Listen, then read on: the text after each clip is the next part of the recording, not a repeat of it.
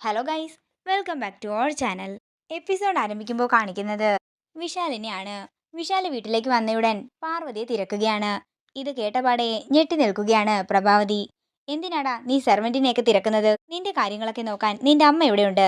അമ്മയുടെ അത്രയൊന്നും ഒരു സെർവന്റും വരില്ലല്ലോ. അതേസമയം കയ്യിൽ പ്രസാദമൊക്കെ ആയിട്ട് അങ്ങോട്ടേക്ക് വരികയാണ് ജാസ്മിനും ജിതിനും. അത് ആന്റി പറഞ്ഞത് ശരി തന്നെയാ. ഹെൽത്ത് നോക്കണം, ഇൻഫെക്ഷൻ ആകാതെ ശ്രദ്ധിക്കണം. അതൊക്കെ സെർവന്റിനെ കൊണ്ട് കഴിയുമോ? ആന്റി, വിശാലിന്റെ കാര്യങ്ങളൊക്കെ ആന്റി തന്നെ നോക്കിയാ മതി. സെർവൻസ് ഒന്നും ആ മുറിയിലേക്ക് കയറാതെ ഞാൻ നോക്കിക്കോളാം. ശരി മോളെ എന്ന് പ്രഭാവതി പറയുമ്പോ ഗോപിനാഥ് പറയുകയാണ്, മോനെ നീ പോയി റെസ്റ്റ് എടുക്ക്. അച്ഛൻ പറഞ്ഞത് കേട്ടില്ലേ വിശാൽ? നീ പോയി റെസ്റ്റ് എടുക്കാൻ പ്രഭാവതി പറയുമ്പോ ജാസ്മിൻ പറയുകയാണ്, വിശാലെ പോകല്ലേ, പ്രസാദം കഴിച്ചിട്ട് പോയാൽ മതി എന്ന് പറഞ്ഞ് അമ്പലത്തിലെ പായസം വിശാലിന് നേരെ നീട്ടുകയാണ് ജാസ്മിൻ. പിന്നീട് കാണിക്കുന്നത് പോലീസ് സ്റ്റേഷനാണ്. അരവിന്ദൻ തന്റെ ലീവ് ആപ്ലിക്കേഷൻ ഡിവൈഎസ്പിക്ക് കൊടുക്കുകയാണ്. തുടർന്ന് ഡിവൈഎസ്പി അത് വാങ്ങിയിട്ട് പറയുകയാണ്, താൻ സിൻസിയർ ആയിട്ടുള്ള ഒരു ഉദ്യോഗസ്ഥനാണെന്ന് എനിക്കറിയാം. പക്ഷേ നാട്ടുകാരെ കൊണ്ട് നമ്മൾ അതും ഇതും പറയിപ്പിക്കരുത്. അതുകൊണ്ടാ ഞാൻ തന്നോട് ഇങ്ങനെ ചെയ്യാൻ പറഞ്ഞത്. സാർ, ഞാൻ പാർവതിയോടൊന്ന് സംസാരിച്ചോട്ടെ എന്ന് അരവിന്ദൻ ചോദിക്കുമ്പോൾ പിന്നെന്താ എന്ന് ചോദിച്ച് ഡിവൈഎസ്പി അവിടെ നിന്ന് പോകുന്നു. തുടർന്ന് അരവിന്ദൻ പാറുവിന്റെ അടുത്ത് നിന്ന് പറയുകയാണ്, ഒരാഴ്ച ഞാൻ ലീവ് എടുത്തു. അത് ഡിവൈഎസ്പി സാർ പറഞ്ഞിട്ടൊന്നുമല്ല. പാർവതി നിരപരാധിയാണെന്ന് തെളിയിക്കേണ്ടതേ എന്റെ കടമയാണ്. എല്ലാ തിരക്കുകളും മാറ്റിവെച്ച് ഞാൻ സ്വന്തം രീതിയിൽ ഒരു അന്വേഷണം തുടങ്ങാൻ പോവുകയാണ്. ജിതിനെയും ജാസ്മിനെയും കൊടുക്കാനുള്ള എവിഡൻസുമായിട്ടേ ഞാൻ വരാം. പാർവതി ധൈര്യമായിട്ടിരിക്കാൻ പറഞ്ഞ് അരവിന്ദൻ അവിടെ നിന്ന് പോകുന്നു. പിന്നീട് കാണിക്കുന്നത് വിശാലിന്റെ വീടാണ്. ജാസ്മിൻ പറയുകയാണ്, ഞാൻ അത്ര വലിയ ദൈവവിശ്വാസിയൊന്നുമല്ല, അങ്ങനെ ക്ഷേത്രത്തിൽ പോകാറൊന്നുമില്ല. പക്ഷേ വിശാലിന് വേണ്ടിയാണ് ഞാൻ ഇന്ന് ക്ഷേത്രത്തിൽ പോയത്. ഇത് കേൾക്കുന്ന ജിതിൻ പറയുകയാണ്, അതെ അതെ, ഇവൾ ഇന്നലെ രാത്രി ഒരു പോള കണ്ണടച്ചിട്ടില്ല. വിശാലിന് സുഖപ്പെടാൻ വേണ്ടി പ്രാർത്ഥിച്ചുകൊണ്ടേ ഇരിക്കുകയായിരുന്നു. ഇത് കേൾക്കുന്ന ഗാർഗി പറയുകയാണ്, അതെ അതെ, പ്രാർത്ഥന മാത്രമായിരുന്നില്ല, ഹാർമോണിയം പാടിക്കൊണ്ട് ഇവള് ഭജനയും പാടുന്നുണ്ടായിരുന്നു, ഞാൻ കേട്ടതാ. ഗാർഗി, ഒരാളെ ഇൻസൾട്ട് ചെയ്യുന്നതിന് പരിധിയൊക്കെ ഉണ്ട് കേട്ടോ. പോട്ടെ പോട്ടെ എന്ന് വിചാരിക്കുമ്പോ നീ കൂടുതൽ ആളാകാൻ നിൽക്കരുതെന്ന് പ്രഭാവതി ഗാർഗിയോട് പറയുന്നു. എന്ത് ചെയ്യാനാ, എന്റെ സ്വഭാവം ഇങ്ങനെയായി പോയി. ഓരോരുത്തർ ഷോ കാണിക്കുമ്പോഴേ നാവ് അറിയാതെ ചൊറിഞ്ഞു വരുന്നതാ. അതെ, നല്ല തല്ല് കിട്ടാത്തതിന്റെ കുറവാണെന്ന് പ്രഭാവതി പറയുമ്പോ ഗാർഗി പറയുകയാണ്, അതിന് എന്നെ തല്ലാനുള്ള ഉശിരെങ്കിലും എന്റെ ഭർത്താവിന് വേണ്ടേ? മോളെ, ഗാർഗി എന്തെങ്കിലും പറയട്ടെ, നീ അതൊന്നും കാര്യമാക്കാൻ നിൽക്കണ്ട. മോനെ, ജിതിൻ പറഞ്ഞതെല്ലാം ശരി തന്നെയാണ്. തുടർന്ന് ജാസ്മിൻ പറയുകയാണ്, വിശാലിന് ഭേദമാകാൻ വേണ്ടി പ്രാർത്ഥിച്ച് വഴിപാടൊക്കെ നടത്തി വന്നപ്പോ ദേ വിശാല് മുന്നിൽ നിൽക്കുന്നു. ദൈവമുണ്ടെന്ന് എനിക്ക് ഉറപ്പായി. വിശാലെ, പ്രസാദം കഴിക്ക്. ഇത് കേൾക്കുന്ന വിശാല ദേഷ്യത്തോടെ ചോദിക്കുകയാണ്, പാർവതി എവിടെ? ജാസ്മിൻ പ്രസാദം വെച്ച് നീട്ടുമ്പോ നീ എന്തിനാ പാർവതി അന്വേഷിക്കുന്നത്? നിന്റെ പേരിൽ നടത്തിയ വഴിപാടിന്റെ പ്രസാദമല്ലേ, അതുകൊണ്ടല്ലേ ജാസ്മിൻ നിനക്ക് തന്നത്. പ്രസാദം സ്വീകരിക്കാതെ അടുക്കളക്കാരിയെ തിരക്കുന്നതേ ദൈവത്തിനെ കളിയാക്കുന്നതിന് തുല്യമല്ലേ മോനെ? തുടർന്ന് വിശാല് പറയുകയാണ്, എനിക്ക് പായസം വേണം, അതിന് തന്നെയാ ഞാൻ പാർവതിയെ തിരക്കുന്നത്. നീ എന്താ മോനെ പറയുന്നത്, എനിക്ക് മനസ്സിലാകുന്നില്ല. ഇത് കേൾക്കുന്ന വിശാല് പറയുകയാണ്, ഇവളെ പാർവതി അനുകരിക്കുകയാണ്, അതുകൊണ്ടല്ലേ ഇവള് ക്ഷേത്രത്തിൽ പോയതും വഴിപാട് നടത്തിയതും. പിന്നെ പാർവതി വഴിപാട് നടത്തിയാലേ പായസം ഇങ്ങനെ തന്നെ എനിക്ക് തരാറില്ല.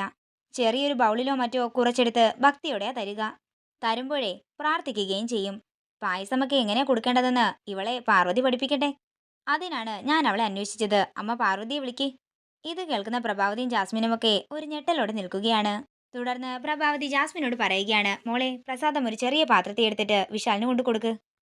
ഇത് കേൾക്കുന്ന ജാസ്മിൻ ആ പായസവുമായിട്ട് അകത്തേക്ക് പോകാൻ ഒരുങ്ങുമ്പോ ഗായത്രിയമ്മയുടെ ഫോട്ടോക്കരികിലെത്തുമ്പോ ജാസ്മിന്റെ കയ്യിൽ നിന്നും ആ പ്രസാദം താഴേക്ക് വീഴുകയാണ്.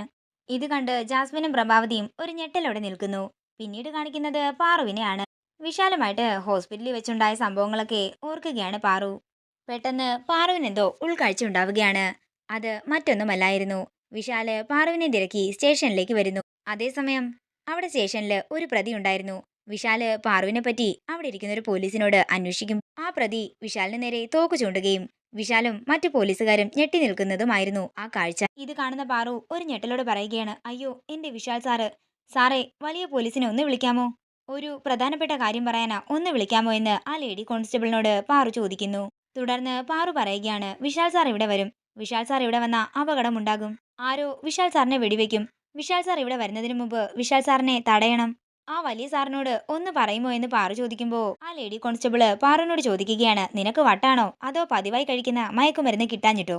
അയ്യോ, ഞാൻ സത്യമാ പറയുന്നത്. വിശാൽ സാർ ഇവിടെ വരികയും ചെയ്യും, അപകടം ഉണ്ടാവുകയും ചെയ്യും. വലിയ സാറിനോട് വിശാൽ സാറിനെ ഒന്ന് പോയി കാണാൻ പറയാമോ? അത്രയും പറഞ്ഞുകൊണ്ട് പാറു പൊട്ടി കരയുകയാണ്. പിന്നീട് കാണിക്കുന്നത് വിശാലിന്റെ വീടാണ്. രാധിക പറയുകയാണ്, ക്ഷേത്ര ദർശനം നടത്തി. വഴിപാടും നടത്തി പ്രസാദം വീട്ടിലേക്ക് കൊണ്ടുവരികയും ചെയ്തു. പക്ഷേ വിശാൽ ഇത് കഴിക്കേണ്ടെന്നാ ദൈവത്തിന്റെ തീരുമാനം. അതുകൊണ്ടാ ഇത് താഴെ വീണത്. ഇത് കേൾക്കുന്ന വിശാൽ പറയുകയാണ്, ദൈവത്തിന്റെ തീരുമാനമെന്ന് ഒന്നും പറയാൻ പറ്റില്ല ചെറിയമ്മേ. ഇതേ ആർക്കും സംഭവിക്കാവുന്നതാണെന്ന് വിശാൽ പറയുമ്പോ ജിതിൻ പറയുക, അത് തന്നെയാ ഞാനും പറയുന്നത്. ജാസ്മിൻ ക്ഷേത്രത്തിൽ പോയി വഴിപാട് നടത്തുകയും വിശാലിനെ തിരിച്ചു കൊണ്ടുവരികയും ചെയ്തു. ഇനി നമുക്ക് ബാക്കിയുള്ള കാര്യങ്ങൾ തീരുമാനിക്കാം. അവിടുന്ന് എന്താ പറയുന്നത്, ഒന്ന് തെളിച്ചു പറയാമോ എന്ന് ഗാർഗി ചോദിക്കുമ്പോ ജിതിൻ പറയുകയാണ്, വിവാഹത്തിന്റെ മുഹൂർത്തം നോക്കണ്ടേ? ആൾക്കാരെയൊക്കെ ഇനിയും വിളിക്കണോ? അതോ ചെറിയൊരു ഫംഗ്ഷനായിട്ട് രജിസ്റ്റർ ഓഫീസിൽ വെച്ച് നടത്തിയാൽ പോരെ? ഇത് കേൾക്കുന്ന പ്രഭാവതി ഗോപിനാഥിനോട് ചോദിക്കുകയാണ്, ഗോപിയുടെ എന്താ അഭിപ്രായം? ഇത് കേൾക്കുന്ന വിശാൽ പറയുകയാണ്, അതിനെപ്പറ്റിയൊക്കെ നമുക്ക് പിന്നീട് സംസാരിക്കാം. ആദ്യം ഇത് ക്ലീൻ ചെയ്യണം. ജാസ്മിൻ, നീ ഇത് ക്ലീൻ ചെയ്തേ. ഇത് കേൾക്കുന്ന ജാസ്മിൻ ഒരു ഞെട്ടലോടെ വിശാലിനെ നോക്കുകയാണ്. ഞാനാണോ ഇത് ക്ലീൻ ചെയ്യേണ്ടത്?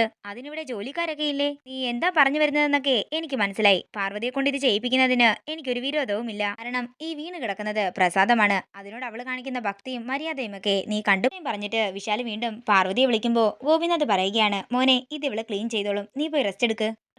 ഞാൻ വന്നിട്ട് ഇത്രയും സമയമായി. ഞാൻ വന്ന ശബ്ദം കേട്ടാൽ പാർവതി ഇവിടെ എവിടെയെങ്കിലും വന്ന് ശ്രദ്ധിക്കേണ്ടതാണ്. ഇതുവരെ അവളെ കണ്ടില്ല. അല്ല, അവളിവിടെ ഇല്ലേ? തലയിരിക്കുമ്പോ വാലാടാൻ പാടില്ലെന്നല്ലേ പറയുന്നത്? വിശാൽ ബ്രോ അച്ഛനോടോ അമ്മയോടോ ജാസ്മിനോടോ ചോദിക്ക്. ഇനി ഗാർഗി പറഞ്ഞിട്ട് കുഴപ്പമായെന്നൊന്നും ആരും പറയരുത്. ഇത് കേൾക്കുന്ന വിശാൽ പറയുകയാണ്, നീ എന്തോ അർത്ഥം വെച്ചാണല്ലോ പറയുന്നത്. എല്ലാവരുടെയും മുഖത്ത് എന്തോ ഒരു പരിഭ്രമവുമുണ്ട്. പറഞ്ഞിട്ട് വിശാൽ വീണ്ടും പാർവതി എന്ന് വിളിക്കുകയാണ്.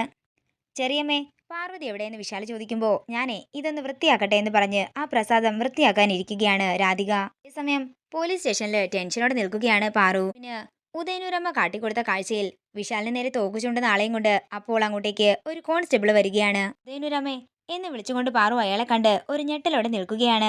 വലിയ സാറേ, ഞാൻ പറയുന്ന ഒന്ന് കേൾക്കാൻ വേണ്ടി പാറു പറയുമ്പോ ഡിവൈഎസ്പി അങ്ങോട്ടേക്ക് വരികയാണ്. ഇവിടെ ഇവളുടെ ശബ്ദം എനിക്ക് ഓഫീസ് വരെ കേൾക്കാമല്ലോ. ഇവൾ എന്തിനാ ഇവിടെ കിടന്ന് ഇങ്ങനെ ബഹളം ഉണ്ടാക്കുന്നത്? ഡിവൈഎസ്പി ചോദിക്കുമ്പോ പാറു പറയുകയാണ്, ഞാൻ ബഹളം ഉണ്ടാക്കിയതല്ല. വിശാൽ സാറ് അധികം വൈകാതെ തന്നെ സ്റ്റേഷനിലേക്ക് വരും. വിശാൽ സാർ വന്നാൽ ദേ നിൽക്കുന്ന അയാളുണ്ടല്ലോ, അയാൾ വിശാൽ സാറിനെ വെടിവെക്കും. ഇത് കേൾക്കുന്ന ഡിവൈഎസ്പി ചോദിക്കുകയാണ്, അല്ല വിശാൽ സാർ എന്ന് പറയുന്നത് നിന്റെ ഭർത്താവിനെയല്ലേ? അയാള് ICUവിലല്ലേ, പിന്നെ അയാൾ എങ്ങനെ ഇവിടെ വരാനാ? വിശാൽ സാർ ഹോസ്പിറ്റലിലില്ല, വീട്ടിലേക്ക് പോകുന്നത് ഞാൻ കണ്ടതാ. എന്നെ പോലീസ് പിടിച്ചെന്നറിഞ്ഞാൽ വിശാൽ സാർ ഉറപ്പായിട്ടും ഇങ്ങോട്ടേക്ക് വരും. ഇങ്ങോട്ടേക്ക് വിശാൽ സാർ വന്ന അപകടമുണ്ടാവുകയും ചെയ്യും. വലിയ സാറ് ഒന്ന് വിശാൽ സാറിനെ വിളിച്ച് ഇങ്ങോട്ടേക്ക് വരരുതെന്ന് പറയാമോ എന്ന് പാറു കരഞ്ഞുകൊണ്ട് ചോദിക്കുകയാണ്. തുടർന്ന് സെല്ലിൽ കിടക്കുന്ന മറ്റൊരു സ്ത്രീ പറയുകയാണ്, സാറേ ഇവൾക്ക് വട്ട് തന്നെയാ, അതല്ലേ ഇവളിങ്ങനെ പിച്ചും പെയ്യുമൊക്കെ പറയുന്നത്. ഇത് കേൾക്കുന്ന ഡിവൈഎസ്പി കോൺസ്റ്റബിൾമാരോട് പറയുകയാണ്, ഇവള് വയലന്റ് ആകാൻ സാധ്യതയുണ്ട്, ഒന്ന് ശ്രദ്ധിച്ചോണം. അത്രയും പറഞ്ഞ് ഡിവൈഎസ്പി തന്റെ ക്യാബിനിലേക്ക് പോവുകയാണ്. വിശാലിനുണ്ടാകാൻ പോകുന്ന ആപത്തിനെ കുറിച്ചോർത്ത് കരഞ്ഞുകൊണ്ട് നിൽക്കുന്ന പാറുവിനെ കാണിച്ചുകൊണ്ട് ഇന്നത്തെ എപ്പിസോഡ് ഇവിടെ തീരുകയാണ്. വീഡിയോ ഇഷ്ടമായെങ്കിൽ മറക്കാതെ ലൈക്ക് ചെയ്യുക, ഷെയർ ചെയ്യുക, കമന്റ് ചെയ്യുക. കൂടുതൽ സീരിയൽ അപ്ഡേറ്റ്സിനായി മറക്കാതെ സബ്സ്ക്രൈബ് ചെയ്യുക നയൻസ് ക്രിയേഷൻസ്.